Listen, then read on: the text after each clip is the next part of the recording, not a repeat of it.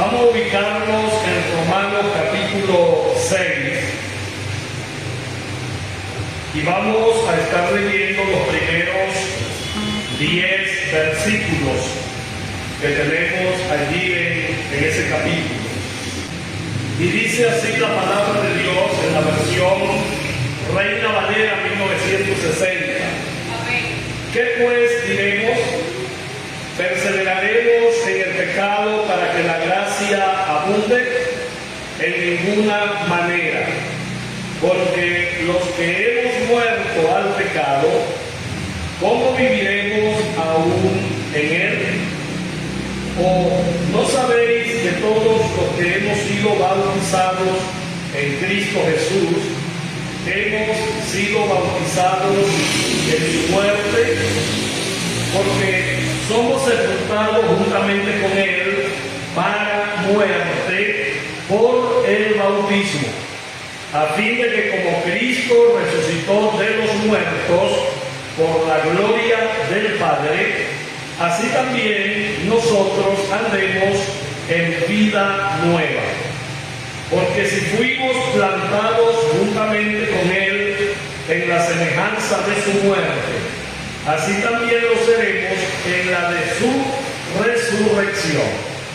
Sabiendo esto, que nuestro viejo hombre fue crucificado juntamente con él, para que el cuerpo del pecado sea destruido, a fin de que no sirvamos más al pecado. Porque el que ha muerto ha sido justificado del pecado.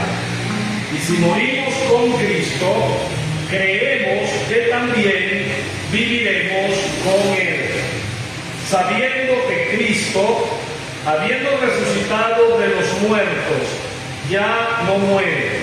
La muerte no se enseñorea más de él, porque en cuanto murió al pecado, murió una vez por todas, mas en cuanto vive, para Dios vive. Amén.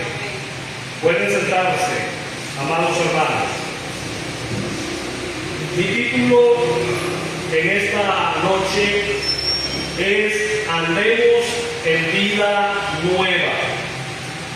Y voy a iniciar esta conferencia con un fragmento de la historia de John Newton. Por aquí, por el año 1748, este hombre fue conocido por ser traficante de esclavos, despiadado, profano y de una conducta licenciosa extrema. Experimentó una conversión radical al cristianismo y años más tarde, ya transformado en un abnegado ministro del Evangelio, escribió el himno más famoso del mundo, conocido por el título de Sublime Gracia. En su epitafio, redactado por él mismo, se lee lo siguiente: John Newton, clérigo, otrora un impío libertino, fue por la rica misericordia de nuestro Señor preservado, restaurado, perdonado y llamado a predicar la fe que por mucho tiempo quiso destruir. Cuando leemos este epitafio que descansa sobre la tumba de John Newton, por cierto, escrito por él mismo en su estado de gravedad, enseguida viene una pregunta a nuestra mente: ¿cómo es posible una transformación de este calibre? Y viene una segunda pregunta: ¿cómo puede alguien con un pasado tan oscuro convertirse en un instrumento de santidad en las manos del Señor? Estas preguntas son interesantes porque a lo largo de la vida cristiana hemos visto este tipo de transformación. En la historia tenemos a Saulo de Tarso, tenemos a Zaqueo, tenemos a Nicodemo, y podemos hacer una lista considerable. En la época moderna tenemos alcohólicos, drogadictos y promiscuos que han sido restaurados por el Señor, que han sido salvados y han sido transformados. Algunos de los que me están escuchando o viendo experimentaron esa transformación en sus propias vidas. ¿Cómo sucede esto? La respuesta la encontramos precisamente en el texto que hemos leído, en este pasaje de Romanos capítulo 6, versículo 1 al versículo 10. Tras haber expuesto con maestría la doctrina de la justificación por la fe en los capítulos anteriores, en esta epístola a los Romanos, el apóstol Pablo abordaba ahora la santificación.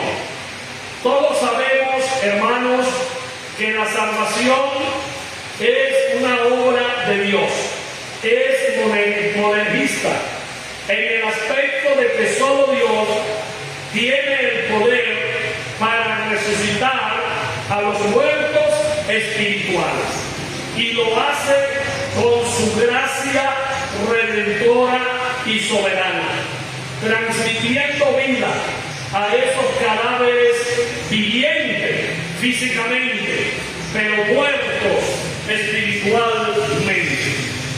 Pero en la obra de la santificación, allí podemos hablar de sinergismo. Es una obra dual, la obra de Dios y también nuestra parte en ese proceso glorioso donde el Señor utiliza su palabra, el Espíritu Santo y la Iglesia para transformar un ser humano. Ahora Pablo aborda este tema y él sabe muy bien que el ser humano tiende a distorsionar la verdad de Dios por muchas razones. A veces lo hace de manera intencional con la idea de manipular, pero en la mayoría de los casos la verdad de Dios o la palabra de Dios se distorsiona por falta de sabiduría o de conocimiento, porque la mayoría de los evangélicos, y hay un alto porcentaje de ellos, no les gusta estudiar su Biblia. Hay gente que puede tener 10 años asistiendo a una iglesia, siendo cristianos, y nunca han leído toda la Biblia. Nunca. Leen la Biblia como la gallina comiendo maíz, graneado, un poquito aquí, un poquito allá, y lo que saben de la Biblia son los textos evangélicos, diciéndolo de una manera jocosa, los textos evangélicos que todo el mundo se sabe: Juan 3:16, Juan 14:6, Romanos 5:8, Romanos 8:1, Gálatas 2:20, etcétera, que son textos muy conocidos por el evangelicalismo. Pero cuando tú le haces preguntas sobre las Escrituras, no saben qué decir, porque están navegando en lo seco, no bogan mar adentro en el contexto de la palabra. Y otra gente se encarga de estudiar la Biblia al calestre, tal cual como está aquí, sin conocer los diferentes contextos que rodean la Escritura y sin conocer el idioma o los idiomas donde se escribió la palabra de Dios. Por lo tanto, pueden citar 100 versículos porque se lo saben de memoria, pero no saben qué significan esos aplicación a la vida diaria, a la vida personal de esos versículos. ¿Cómo entonces puede ocurrir una transformación donde hay mediocridad en el conocimiento de las Escrituras? ¿Cómo puede cambiar una vida si lo que se le está enseñando es una mentira, aún usando las Escrituras? Porque se puede predicar una mentira aún usando los textos de la Biblia. Cuando yo predico un texto descontextualizado, estoy diciendo lo que Dios no ha dicho.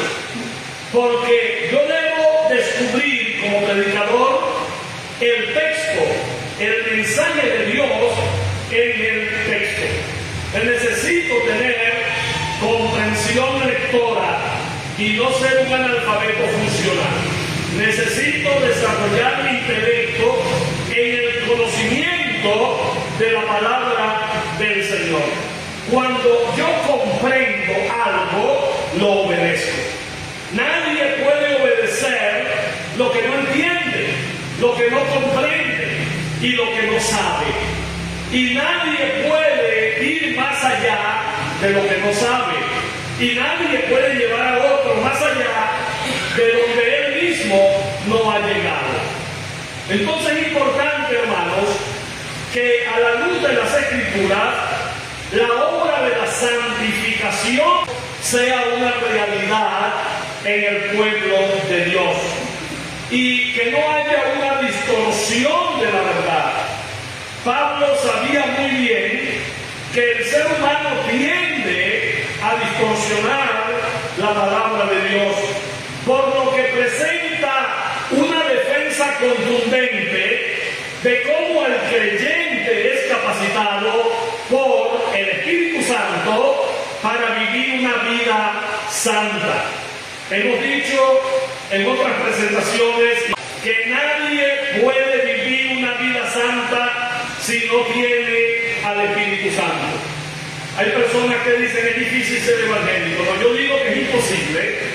Es imposible agradar a Dios sin el Espíritu Santo. Necesitamos al Espíritu Santo. Él es el motor de nuestro proceso de santificación. Él es el que hace que nosotros obedezcamos a la palabra de Dios. Él es el que hace que nuestra humanidad irredenta se doblegue al poder del Espíritu. Por lo tanto, Pablo lo hace defendiendo esto y tomando en cuenta que el ser humano tiende a distorsionar la palabra. Él hace una defensa usando tres elementos, y en esto consiste mi conferencia de esta noche, en estos tres elementos, como es el antagonismo, la respuesta y el argumento. A continuación, hermanos, veremos el antagonismo, el peligro de desvirtuar la gracia. Hoy mucha gente lo ha hecho.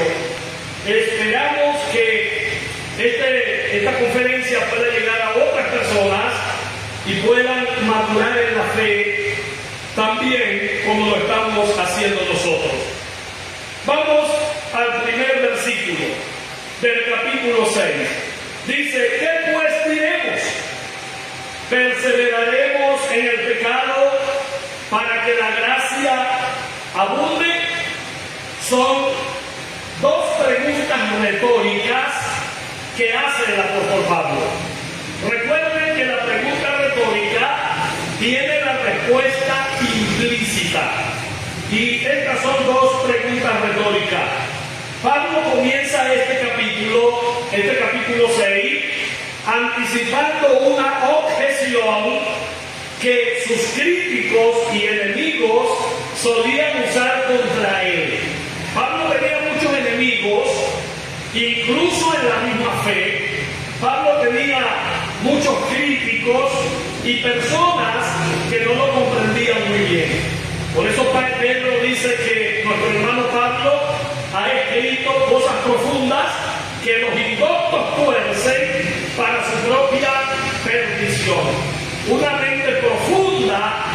enseña verdades profundas y se comunica con mentes profundas. Y Pablo era un hombre de mente profunda que enseñaba verdades profundas que las mentes mediocres no podían entender. El mismo Pablo decía que lo espiritual se va acomodando a lo espiritual. Los espirituales lo entendemos perfectamente. Una objeción al predicar que la salvación es un regalo gratuito, que no se gana por obras y que donde el pecado abundó, sobreabundó la gracia, como lo dice en Romanos capítulo 5, versículo 20, los legalistas lo acusaban de promover el libertinaje. Ellos no comprendieron el mensaje de Pablo. Pablo dijo, donde el pecado abundó, sobreabundó la gracia. Los legalistas prendieron sus alarmas y dijeron, este hombre está promoviendo el pecado, porque da la idea que para que la gracia sobreabunde hay que pecar. Entonces ellos salieron a vociferar y a decir cosas que no habían comprendido muy bien. A lo largo de la historia de la iglesia, los creyentes hemos lidiado con dos extremos peligrosos que amenazan el verdadero evangelio. El primero es el legalismo y el segundo es el libertinaje o antinomianismo. Ya voy a explicar. El legalismo es la creencia de que la salvación o la aceptación delante de Dios se mantiene mediante la conformidad rigurosa a reglas, ritos y regulaciones humanas. Cuando una persona dice, tienes que congregarte porque si no te vas a perder, o tienes que leer la Biblia porque si no te vas a perder, no te puedes cortar el cabello de esa manera porque te va a llevar el diablo, no te puedes poner un pantalón, en este caso las mujeres, porque te va a llevar el diablo, no puedes echarte nada en la cara porque te va a llevar el diablo, no puedes rasurarte ni las piernas porque te va a llevar el diablo. Eso es legalismo. Ahora, un verdadero siervo de Dios o sierva de Dios se congrega, lee la Biblia, ora, vive en santidad, no para salvarse, sino porque ya es salvado por el Señor. Amén. Y esas son obras que Dios preparó de antemano para que nosotros andemos en ellas. Entonces yo no puedo hacer algo para salvarme. Eso sería por obras entonces la salvación. Nadie puede salvarse por obras. La salvación es por gracia, como Pablo lo enseñó. Por lo tanto, amada iglesia, amados hermanos, la salvación es una obra del Señor, pero el legalismo la ha hecho una obra de los seres humanos. Muchos enseñan una salvación sinergista como los católicos. Muchos grupos evangélicos están igual que los católicos, que la gracia de Dios no es suficiente, que nosotros tenemos que hacer algo para salvarnos. Pues el legalismo, hermanos, intenta proteger la santidad de Dios añadiendo cargas externas que nadie puede llevar. Los judaizantes del primer siglo insistían en que los gentiles debían circuncidarse y guardar la ley de Moisés para ser salvos. Esto llevó a un concilio que lo tenemos en Hechos capítulo 15, el concilio de Jerusalén, el primer concilio. Allí se trató este tema y solamente surgieron 4 mandamientos de ese concilio, pero la mayoría quería que los gentiles se circuncidaran, que los gentiles guardaran la ley. Al final de una ardua batalla, entonces decidieron los apóstoles que solamente iban a imponer 4 cosas. 1, que se aparten de fornicación. 2, que se aparten de la idolatría. 3, que no coman sangre. Y 4, que no coman ahogado ni estrangulado. 2 de esos mandamientos eran culturales, para que la iglesia gentil pudiera armonizar con la iglesia judía. Y los otros 2 son universales, como es apartarse de la fornicación y apartarse de la idolatría, porque lo vemos reiterado en todas las cartas de Pablo y en los libros de nuestro Nuevo Testamento. Pero ellos querían que los gentiles guardaran la ley y se circuncidaran. Bueno, esto ha sido tan fuerte, hermanos, que el legalismo tiene varios vestidos, pero con el mismo tipo. Hay gentes que hoy, en pleno siglo XXI, están predicando el judaísmo. Están trayendo nuevamente el judaísmo a la palestra evangélica, están tocando el shofar, están bailando las danzas judías, están hablando en hebreo, se han cambiado los nombres algunos y se dejan crecer las chivas al estilo Aarón. Me imagino que usan aceite para la barba, ¿verdad? La barba de Aarón que desciende hasta el borde de sus vestiduras. Bueno, así estamos en la actualidad, gente venezolana. Es lamentable esta situación. ¿Y sabe quién está cayendo allí? Los que no conocen las Escrituras. Por eso es importante conocer las Escrituras, tener una mente clara en las Escrituras. Como ya dije, el legalismo pretende proteger la santidad de Dios. Ellos tienen muy buenas intenciones, pero escúchenme lo que les voy a decir, hermanos. Si la Biblia no lo dice, Dios no lo dijo. Si la Biblia no lo enseña, Dios no lo enseña. Yo no puedo poner ni puedo quitarle a la Biblia. Por eso es que nosotros hablamos de sola escritura. Yo no puedo disponer de la palabra de Dios y decir lo que yo quiera si la Biblia no lo enseña.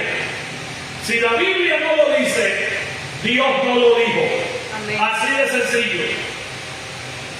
Entonces, hay que dejar de estar tratando de ayudar a Dios en una obra que solo Él puede hacer, que no lo puede hacer más nadie. Lo otro es el libertinaje o antinomianismo. Este es el extremo opuesto al legalismo. Consiste en abusar de la libertad del Evangelio para usarla como licencia para pecar.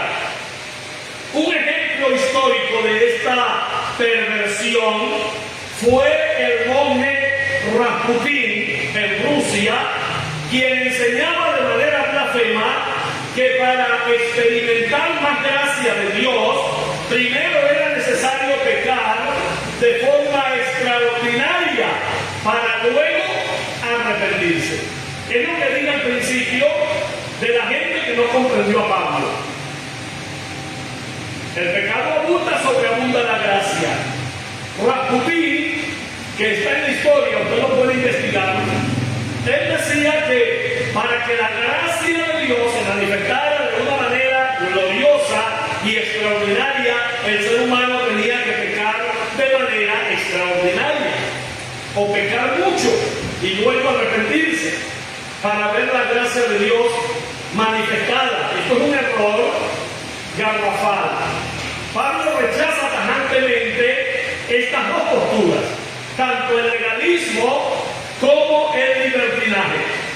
Él no abandona la gracia para complacer a los legalistas, pero tampoco compromete la justicia de Dios para acomodar a los libertinos. grupos o con ambos extremos. La pregunta del versículo 1 utiliza el verbo perseverar en el griego epimeno, que significa establecer residencia permanente. Pablo no se refiere aquí a la caída de un creyente debido a su debilidad, sino al acto voluntario e intencional de hacer del pecado un estilo de vida continuo y deliberado, con la excusa de que Dios es bueno y me va a perdonar. Una persona podría tener esa cosmovisión. Dios es bueno, Dios me va a perdonar. Yo voy a hacer este desliz, Dios me tiene que perdonar, porque Él es bueno. Pablo no está enseñando eso.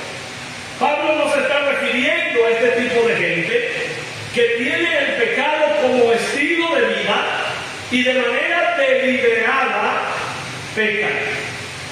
Por lo tanto, hermano, una persona que ha sido salvada por el Señor no se goza de esta libertad o falsa libertad de que muchas personas creen tenerla. Habiendo identificado esta distorsión tan peligrosa del mensaje de la gracia, el apóstol no se queda solamente en el análisis del error, sino que responde de inmediato con una declaración contundente que redefine por completo nuestra relación con el pecado. Y ese es el segundo punto, es la respuesta. Una imposibilidad espiritual. Y vaya conmigo al versículo 2 del capítulo 6 que estamos analizando. Pablo dice, en ninguna manera, porque los que hemos muerto al pecado, ¿cómo viviremos aún en él? Pablo aclara completamente lo que viene enseñando y quitando todas las dudas que puedan distorsionar su mensaje. La reacción de Pablo ante la idea de pecar para que la gracia abunde es de absoluta consternación. Utiliza la expresión en ninguna manera, la palabra griega megenoito. Pablo usa esta palabra porque esta palabra se usa en la negación más enérgica en el idioma griego. Pablo no usó otra palabra más o menos enérgica, no. Pablo usó la mejor palabra que denota con claridad que jamás se mencione tal cosa. Es un absurdo completamente esta postura. Es lo que Pablo está diciendo cuando dice en ninguna manera, usando la palabra megenoito. Es un absurdo total que jamás se mencione tal cosa. Lo habían distorsionado, no lo habían comprendido, pero aquí Pablo está aclarando el asunto. Para Pablo la idea de que un cristiano continúe viviendo habitualmente en pecado no solo es éticamente incorrecta, sino lógicamente imposible. Su argumento se basa en un hecho histórico y espiritual definitivo. Pablo dice, hemos muerto al pecado. Ahora analicemos la profundidad de esta verdad que Pablo está enseñando. En primer lugar, vemos aquí, en esa expresión, hemos muerto al pecado, vemos un hecho consumado. En el texto original, el verbo morir está en tiempo aoristo, lo que indica una acción que ocurrió en el pasado de una vez y para siempre. Yo no es que voy a estar muriendo al pecado. No, yo morí al pecado en el pasado. de una manera total, para siempre. No es un proceso diario en el que estamos muriendo lentamente al pecado. Es un estado legal y espiritual que ya se completó en el preciso momento en que fui unido a Cristo. Allí morí al pecado. Es un hecho consumado. Lo segundo que vemos aquí de esta verdad es incompatibilidad absoluta. Así como en el plano físico, la vida y la muerte no pueden coexistir, en el plano espiritual ocurre lo mismo. Una persona que muere ya deja de estar entre los vivos. En el plano espiritual es igual. Un cadáver ya no responde a los estímulos de este mundo físico porque ya murió. De igual manera el creyente ha sido removido del dominio, del imperio y la jurisdicción del pecado. Hemos sido trasladados, dice Pablo, de las tinieblas a la luz. Es cierto que los cristianos aún fallamos y pecamos, porque alguien podría decir, pero si yo he muerto al pecado, ¿por qué continúo fallando y luchando con un pecado persistente? Pero ya no podemos vivir de manera perpetua y cómoda en el pecado. El pecado ya no tiene poder sobre nosotros. Podemos pecar, seguir pecando de vez en cuando, pero el verdadero creyente se va a arrepentir y va a sentir dolor por lo que acaba de hacer. Va a sentir dolor, no se va a sentir cómodo con el pecado. Eso nos da un mensaje que ya no formamos parte de ese pueblo pecaminoso, que ya no estamos allá, somos ajenos a eso. Por lo tanto nos arrepentimos y no volvemos a caer en esa misma transgresión. Como escribió el apóstol Juan, en 1 de Juan 3:9, todo aquel que es nacido de Dios no practica el pecado. No practica el pecado es no vivir en el pecado. El pecado ya no es nuestro hogar. Ahora el pecado para nosotros es un intruso. Somos ajenos al pecado. Ya no vivimos en él. Pero para comprender plenamente es que esta muerte al pecado se hizo realidad en nosotros, debemos profundizar en el argumento central de Pablo, donde nos explica el milagro de nuestra unión vital con nuestro Señor Jesucristo. Y ese es el tercer punto de mi conferencia, el argumento. Nuestra unión vital con Cristo. Y vamos a los versículos 3 y 4 del capítulo 6. Dice, ¿o no sabéis que todos los que hemos sido bautizados en Cristo Jesús, hemos sido bautizados en su muerte? Porque somos sepultados juntamente con él para muerte por el bautismo. Para fundamentar su respuesta, el apóstol Pablo utiliza 4 principios teológicos que demuestran nuestra unión con el Señor. 4 principios teológicos importantes que están allí en el texto y quiero que usted esté atento al texto. El primer principio es que fuimos bautizados en Cristo, versículo 3. Fuimos bautizados en Cristo. Pablo no se refiere aquí primeramente al rito externo del bautismo en agua, sino a la realidad espiritual que este bautismo simboliza.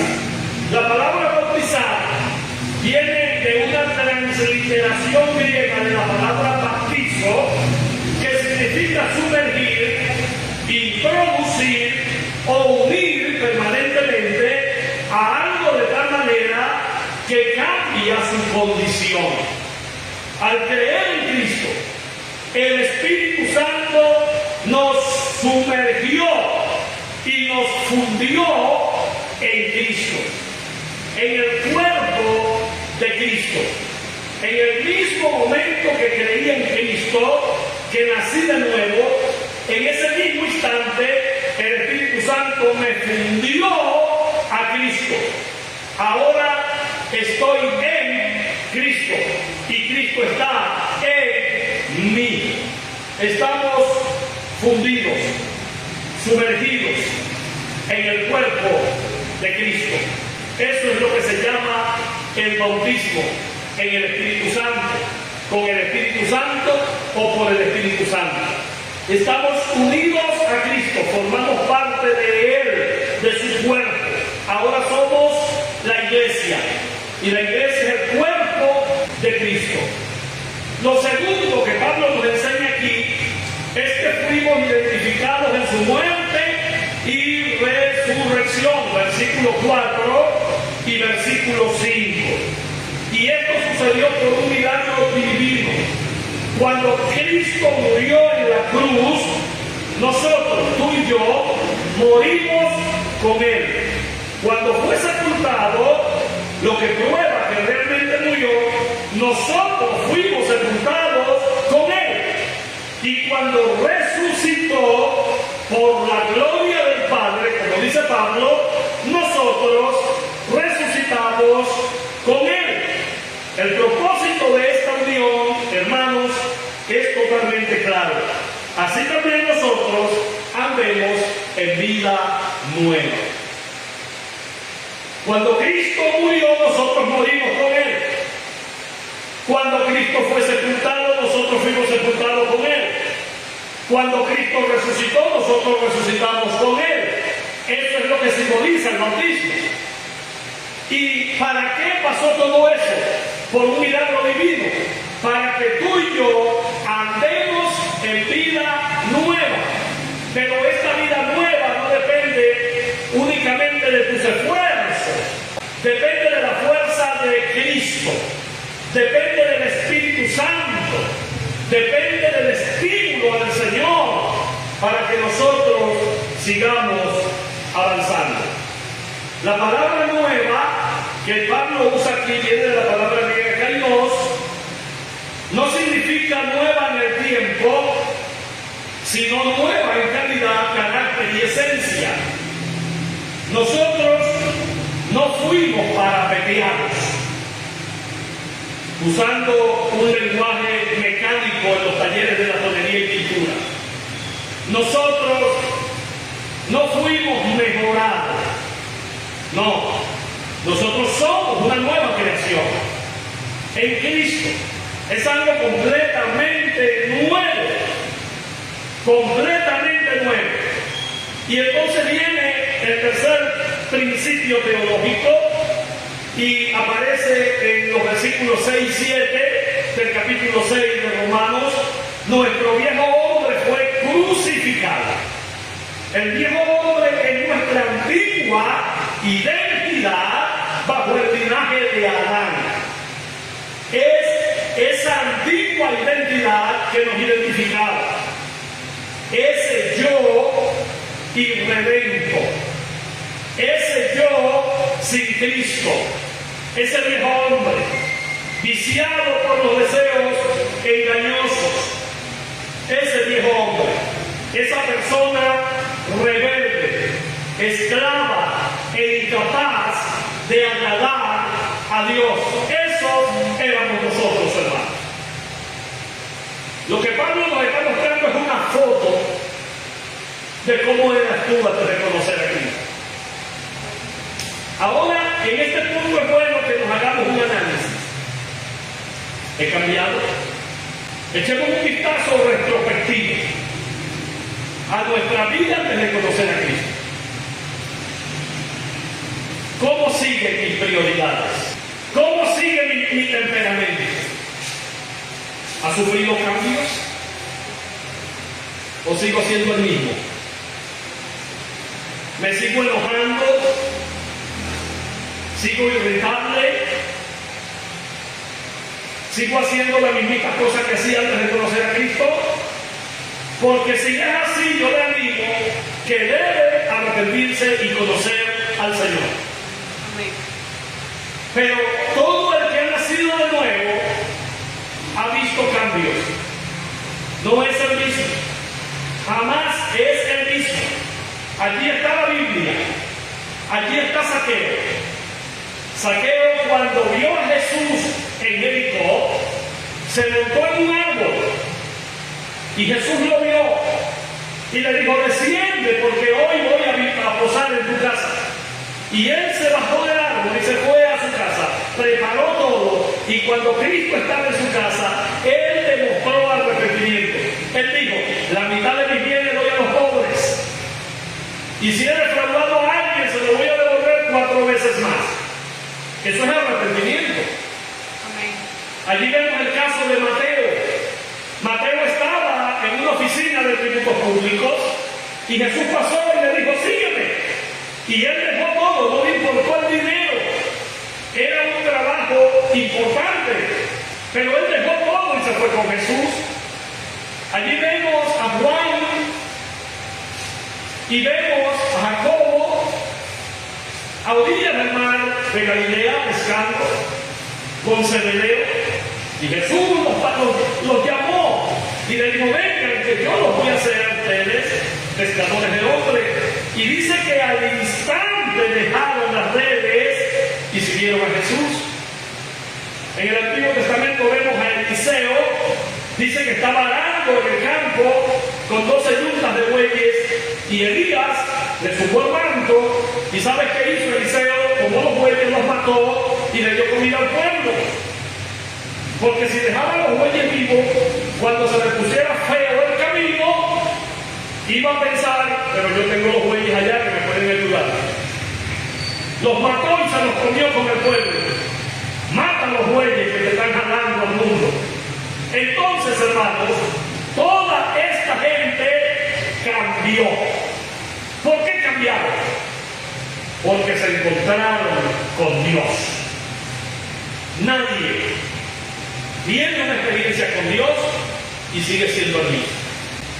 Entonces, es lo que Pablo nos está enseñando acá. El viejo hombre es eso, es nuestra antigua identidad bajo el linaje de Adán. Esa persona rebelde, esclava, incapaz de agradar a Dios. Ese viejo yo no está siendo reformado, ni está siendo educado. Fue ejecutado en la cruz por Cristo. Amén. No es que yo tengo la vieja naturaleza y ahí va la vieja naturaleza aprendiendo de Cristo. No.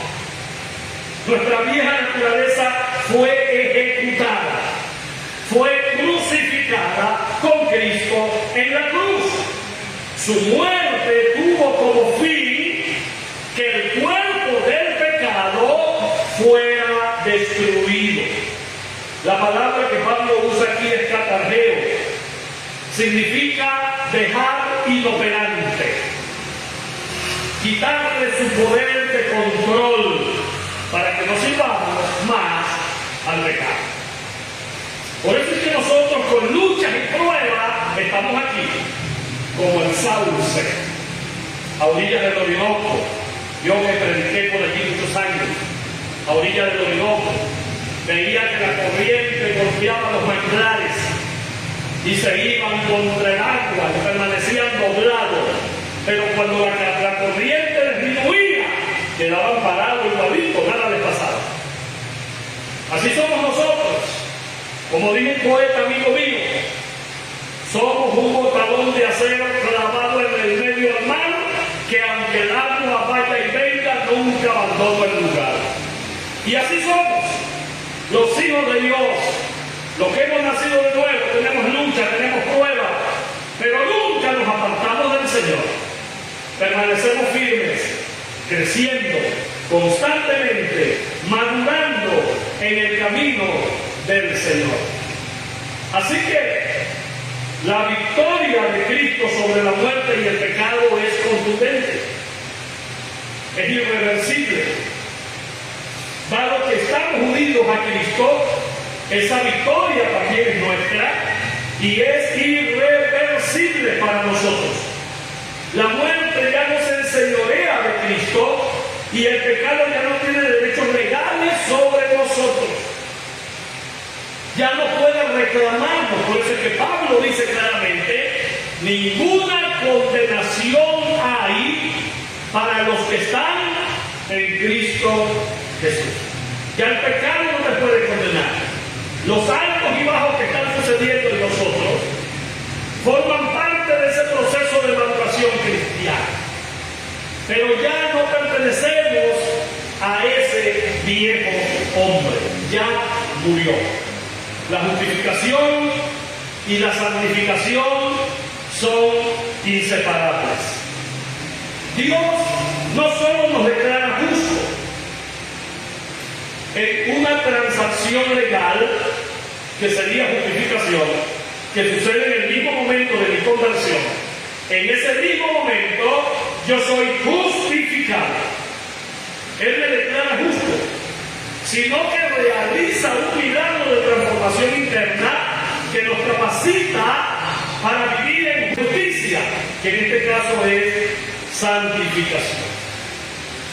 Hermanos, comprender esta posición legal de victoria absoluta es lo que nos permite ahora aterrizar estas profundas verdades teológicas en el terreno de nuestra verdad cotidiana.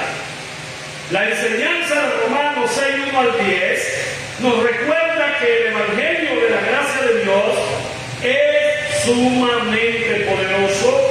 No es una licencia para pecar, sino el único poder real que rompe con las cadenas del pecado.